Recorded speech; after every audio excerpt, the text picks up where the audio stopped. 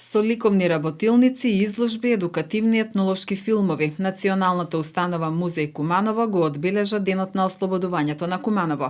Ученици од повеќе основни училишта вчера беа дел од работилницата која што се одржа во спомен куќата на Христијан Карпош, а ден претходно основците својата креативност ја покажаа цртајки во просториите на Кумановската галерија. Со децата работеа историчарите на уметност Неда Митковска и Габриела Митевска вработени во музеот, а надворешен соработник професорката по ликовно образование Елена Спасовска-Радошевиќ. Втората во неделата работилница беше водена од Марија Живачки, виш кустос историчар во Националната установа Музеј Куманово, каде што децата се запознаа со историјата на нашиот град за време на Втората светска војна и окупацијата преку презентација на кустосот, а во вториот дел од работилницата изработуваа партизански капи карактеристични за тој период.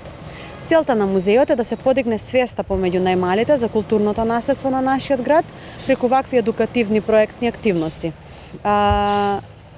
Од друга страна, за возрастните ги имаме традиционалната изложба Кумановски ликовни уметници, која веќе 7 деценија се одржува во нашиот град. Тоа е проект финансиран од Министерството за култура на Република Северна Македонија и општина Куманово.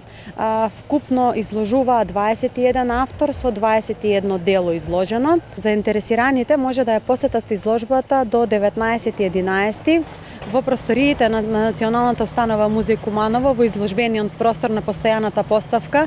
Имавме и едукативни етнолошки филмови од страна на кустосите вработени во Националната установа, виш кустос Надица Петковиќ и кустос советник Анита Стојчевски.